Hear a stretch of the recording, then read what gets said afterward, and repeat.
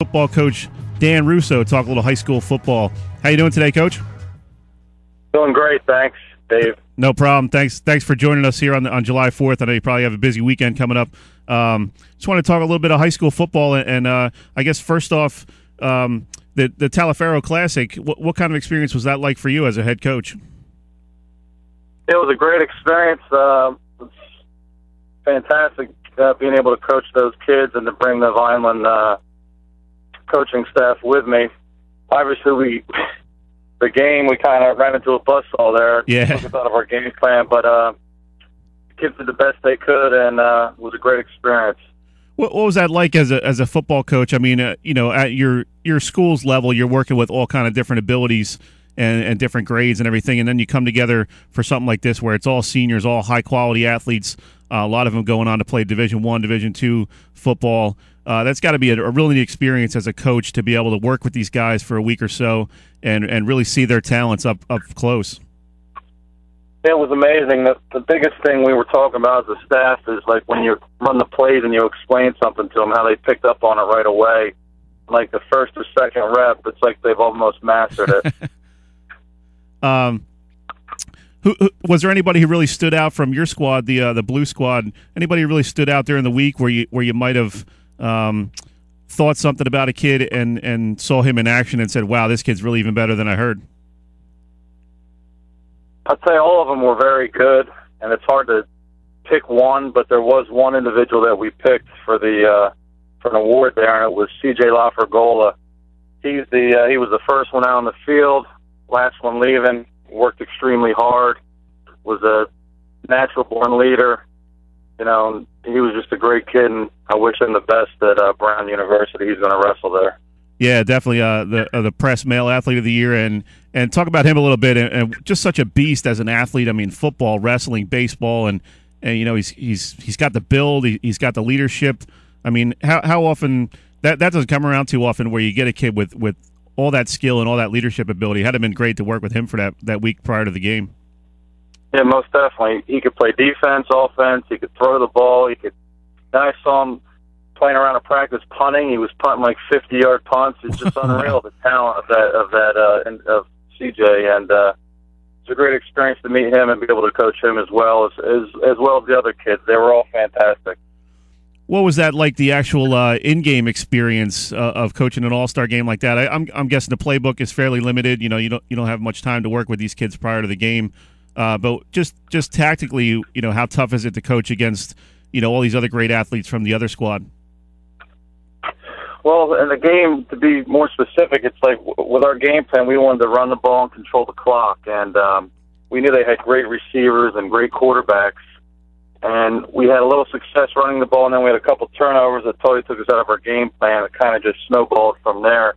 But the white squad, you know, they had some Division I talent as far as the receivers and the quarterbacks go. They were outstanding. And, you know, we're hoping to get more participation on the blue side. You know, I'm going to help in the off-season with the committee and try to get, you know, the Cape to get more involved, and some other leagues to get their players, because we had a lot of missing schools, and we're hoping everybody will buy in a little bit so the blue squad can improve for next season.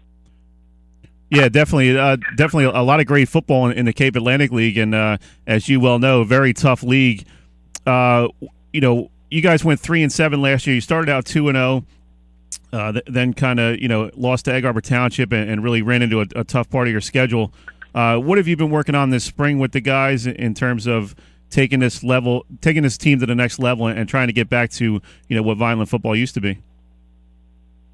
Yeah, well, we took over the program about 2 years ago, as you know, and this will be our third season. We got in there late. But last year, you know, we lost to Absegami by a point at homecoming, and then we were close with Millville. So things go our way a little different. Maybe we could have squeaked out 500. But we have the entire team back mostly. We rebuilt the team, you know, with youth. We had a lot of freshmen and sophomores playing last year, and I'm real happy with their progress. I mean, we have the entire defense is bench pressing 300+. We've always had speed and talent. Now we have strength. So we're looking forward to this upcoming season, and I feel like we can compete with anyone. We're talking with Vineland football coach Dan Russo here on the South Jersey Sports Report.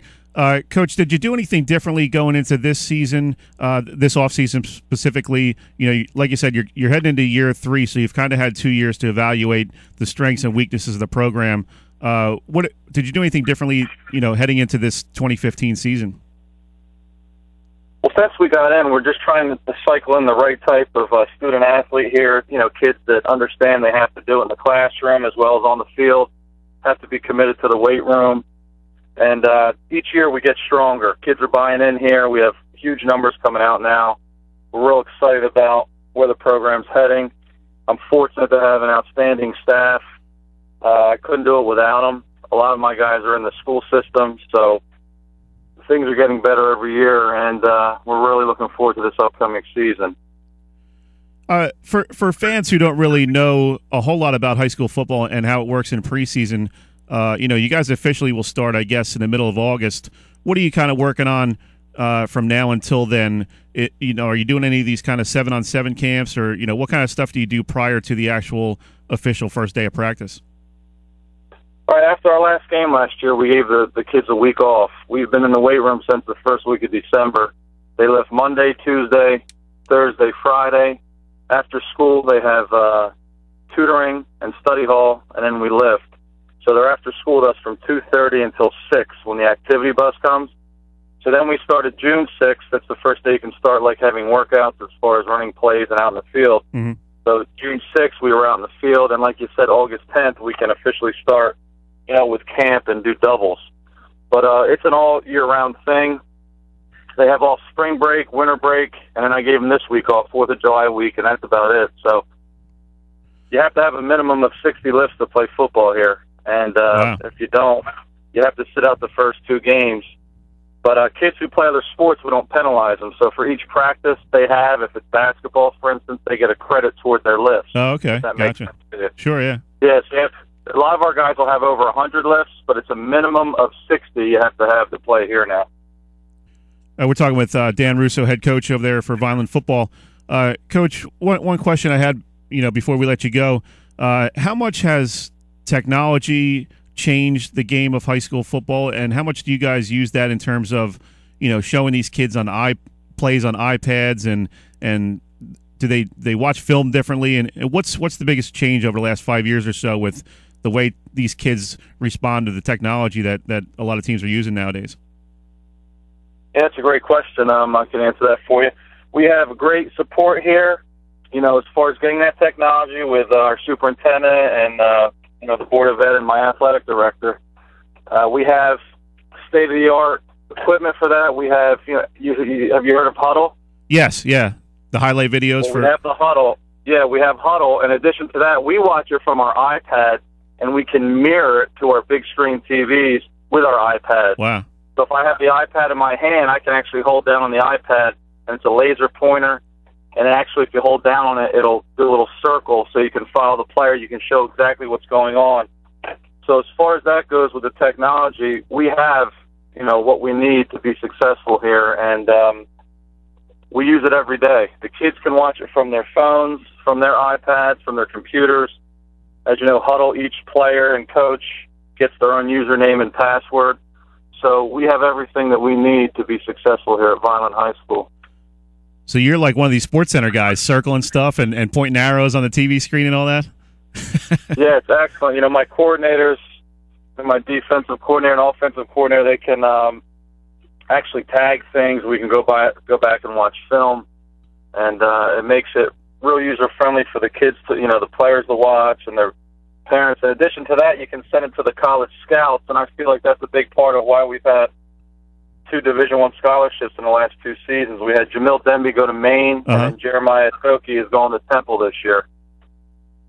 And I guess the kids really respond to that kind of thing, right? I mean, the days of a dark room and a film projector are way gone. And how well do these kids respond to the iPads and the new technology and stuff? It seems like something that they've grown up being really used to.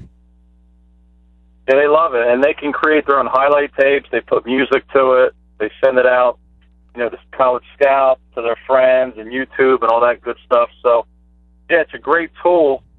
It's not like it used to be, like you said. where it was in a dark room and a little bit boring. But now they're involved, and they love it. That's awesome. All right, Coach, thanks for taking a few minutes with us this morning, and have a happy 4th of July weekend. Appreciate you coming on board. Yeah, you do the same, and thanks for having me on your show. All right, thanks, Coach. Thank you. That was Coach Dan Russo, head coach over there at Vineland Football.